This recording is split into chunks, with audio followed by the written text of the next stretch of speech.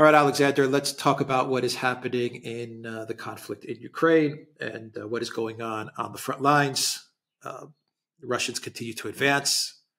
I think they're getting very close to Chasov Yar, which is going to be a big fight, a big victory if Russia does manage to capture Chasov Yar. And then we had missile strikes both from Russia and from Ukraine over the past couple of days. And we also have an incident which maybe you can comment on, which is the missile strike that Ukraine claims they successfully hit 2 Russian ships, but we are getting satellite imagery which claims that this was a complete and utter failure and 2 ships were not hit in Crimea from Ukraine missiles. And actually, it's even worse than that because Ukraine managed to waste Scalp and Storm missiles trying to hit these 2 ships. And these are missiles that Ukraine doesn't have the luxury of wasting. So anyway, maybe you can comment on that situation first, and then you can give us a summary as to what's going on the front lines and everything happening there. Absolutely. Let's actually talk about this big missile strike on Crimea, which is a huge one. I mean, it's one of the biggest missile strikes on Crimea that Ukraine has launched. Of course, it was a combined strike with drones and Storm Shadow and Scalp missiles launched from Sukhoi 24 fighter jets. We now know, thanks to the Germans, that the British technicians are involved in doing all the guidance for these Storm Shadows and providing all the work to launch them.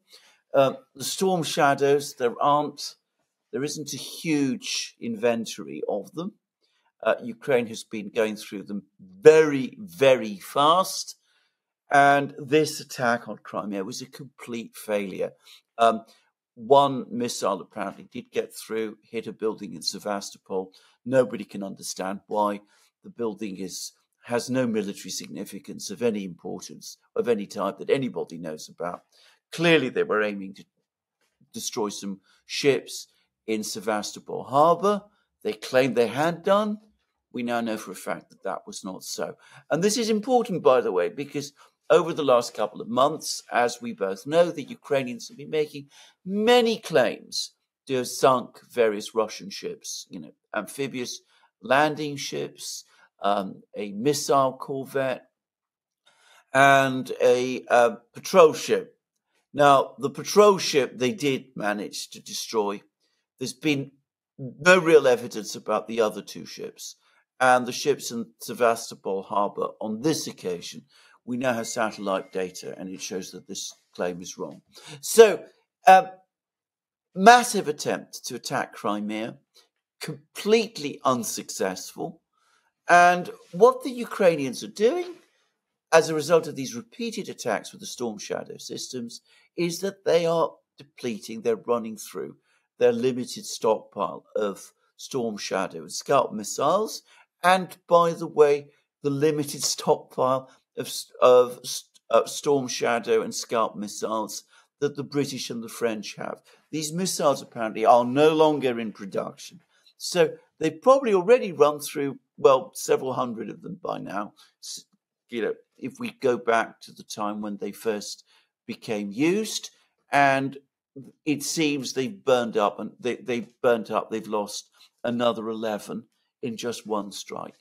One of the reasons, and this is my own belief, why the British and the French and the Ukrainians and the Americans have been badgering the Germans to supply Taurus missiles to Ukraine, or at least not just to supply, but also to operate Taurus missiles in Ukraine, is because I suspect that Ukraine is starting to run short of Storm Shadow and Scalp missiles, and the British and the French can't replace them. And they've just run out of even more.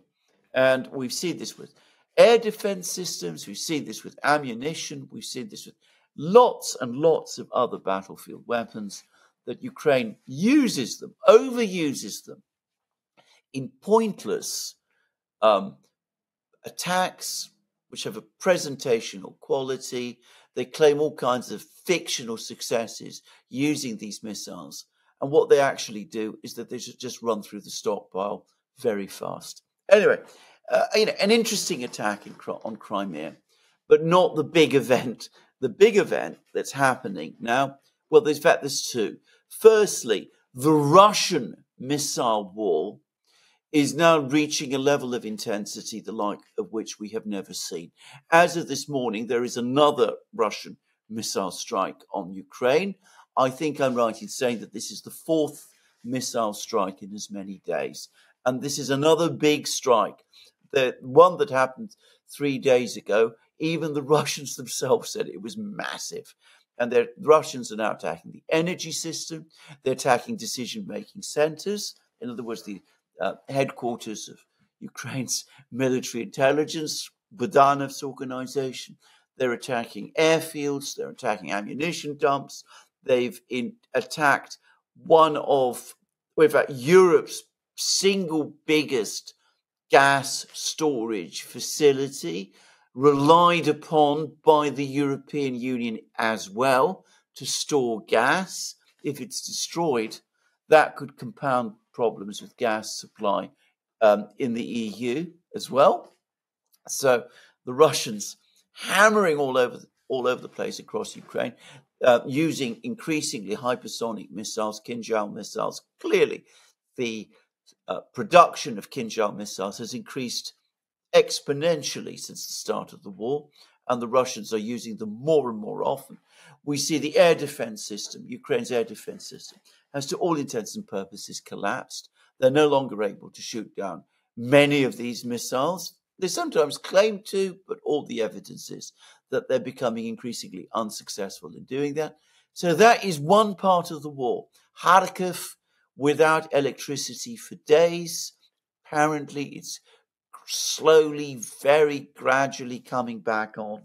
It could be knocked out again at any moment. The railways massively disrupted as a result of electricity cut-offs. The entire Ukrainian military-industrial complex, such as it is, severely damaged. And Ukraine's air defense system, as I said, collapsing, and its decision-making centers also collapsing. And all of this is happening in conjunction with what is increasingly looking like a collapse of Ukrainian defenses in the single area which is most important of all, which is in central Donbass. This is the key area of defense along the entire line of control. It's the most heavily fortified. It's the area near Donetsk city. It's the area closest in some ways from, if the Russians want to advance, to the Dnieper River. And we're seeing that, well, we had Bakhmut captured by the Russians last year. Then Marinka was captured in December. This is near Donetsk city. Avdiivka was captured in February. Now the Russians have advanced from Bakhmut. They're close to attacking Chasiv Yar. Chasiv Yar falls. The ground, they control the high ground. The Russians control the high ground, and they are becoming very, very close to an attack on Kramatorsk, one of the big cities that the Ukrainians still control in Donbass.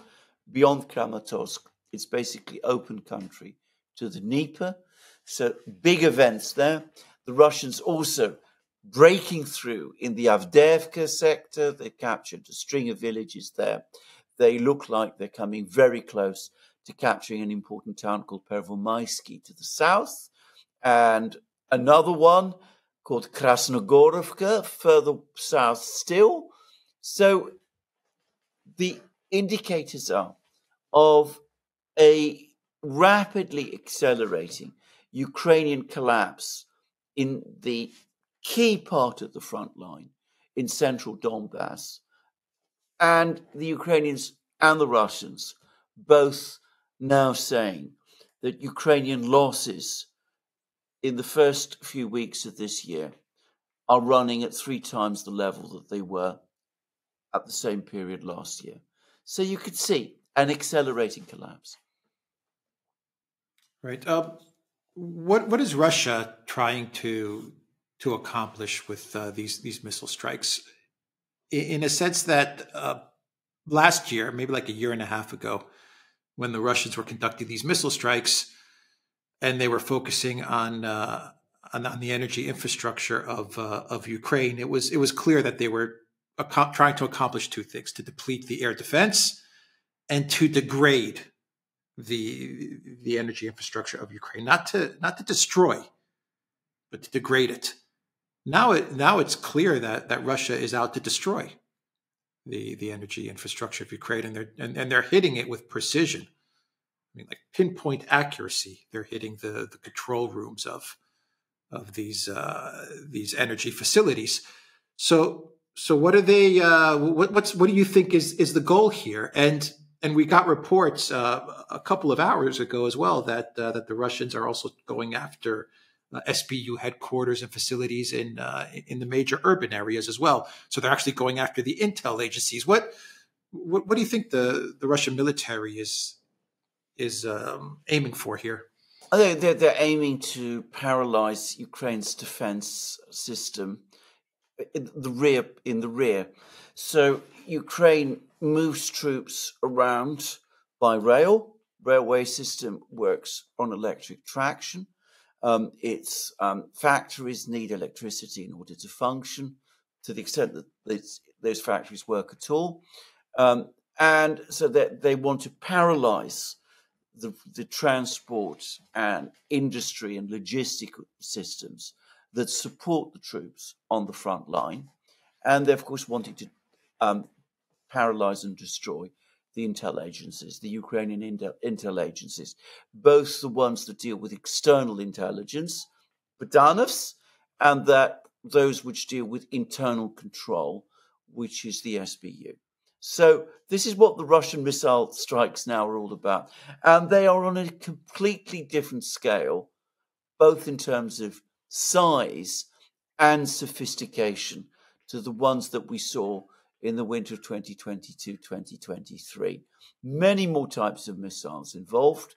We have huge numbers of drones operating. We have missiles moving in one direction, then changing direction, sometimes doing hairpin turns. I mean, things that we didn't see before.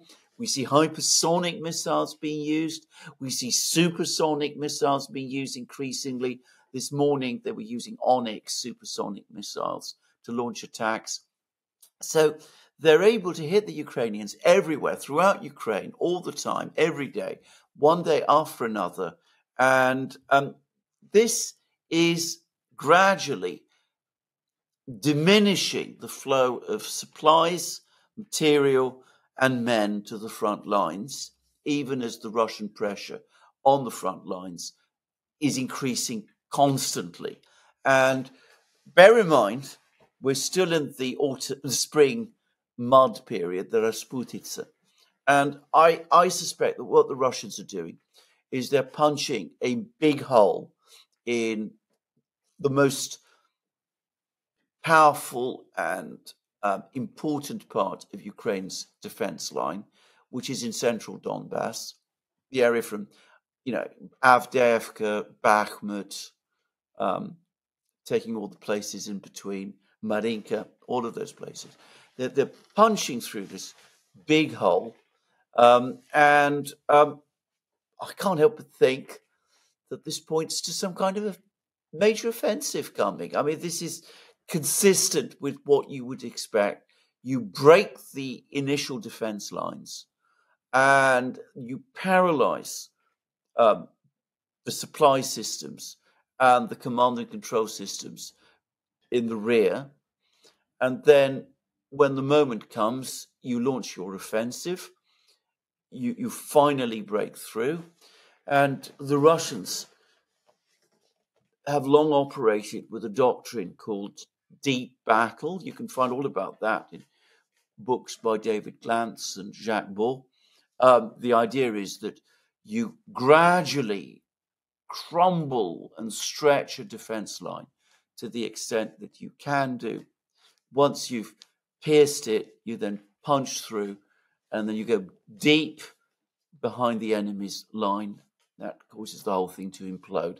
And it could be that we're seeing something like that develop, and we might see that play out at some point over the next few months. Right. Final question: the Congress is going to they're going to take a break. They're going to come back and they're going to discuss the 61 billion. The Ukraine Parliament, they're trying to put something together to mobilize additional forces, additional people to join the forces on the front. They're having trouble trying to get something passed, but let's say they do manage to put something together. It's too late for any of these actions, whether it's the 61 billion, whether it's Ukraine finally passing some sort of mobilization law and finally starting to mobilize additional forces. It just seems that it's too late for any of this to have any impact whatsoever on what's going on the ground. I think that's right. I mean, I have to say, the most striking thing about the last couple of months is that as soon as Ukraine's summer counteroffensive was defeated, the Russians went immediately on the attack. And that attack has gained momentum steadily through the autumn and the winter and now into the spring. And it's getting more powerful all the time. That 61 billion that we're talking about was cooked up, if you remember, in the late summer. It's completely out of date now. It's irrelevant. It doesn't take in any way into account the existing situation. It's just throwing more money into at the problem, and it's going to solve the problem. And Congress, I think a lot of people in Congress understand that. We've discussed the very complex politics behind this appropriation. There's some talk about converting part of it into a loan. Doesn't seem to me to make much sense. But, that isn't going to achieve very much. And in terms of mobilization in Ukraine, well, I think there's an article, I think it's in the Washington Post, I saw it, where they say that mobilization in Ukraine has now become an absolute patchwork, sporadic matter. They grab some people here, other people just escape elsewhere. You can't really look to put together the kind of powerful force that Ukraine would need to turn this round. I come back to point we made on various programs. We made it in a program we did with Daniel Davis. The right strategy for Ukraine and the West to have followed in the winter of last year. They had this window. They should have gone on the defensive then, tried to build up their defenses at that time, and husbanded their forces for this massive blow which was to come. I don't know it would have worked, but it would have at least provided them with something that they could have realistically done. Instead, they launched that catastrophically ill-judged offensive in the summer. They destroyed their reserves and they lost many of their best troops and ran down their equipment and their ammunition. And now they're faced with this juggernaut that's heading in their direction. And they just don't have the force or the strength, either in the Ukraine itself or I think in the collective West, to turn this thing round or to stop this juggernaut in its path. Yeah, agreed. Yeah, a defensive, husbanding your resources, that's just so bland and boring. Well, exactly. The collective West, they wanted an offensive. They wanted a movie-style offensive to Crimea, and then to see the Putin government fall and collapse. Now that makes for good cinema. That's an awesome narrative. What you just said is I know it's just no one's interested in that. It's just military strategy. You don't do that kind of thing. I remember you said, I've never forgotten this, actually. This is well before the offensive was launched, but last year, but when there was a lot of talk about it, you said that this reads like a movie script. And it did. And, all you were saying, all the images of the tanks rolling across the fields and, shelling and the Ukraine and the Russians turning around and fleeing and the breakthrough and the arrival on the Sea of Azov And, well, as we see, real war isn't fought like that. Yeah. Well, that was the plan, that the Russians would run away. I mean, they did actually believe that. Yeah, absolutely. Yeah. They did. They did believe that. We now know that they did. I mean, that was the assumption that, as soon as they captured places like Robotin or whatever, the Russian army would implode. I mean, it seems incredible today, but that is what they thought. All right. We will leave it there. The Duran.locals.com. We are on Rumble, Odyssey, BitChute, Telegram, and Rockfin. Take care.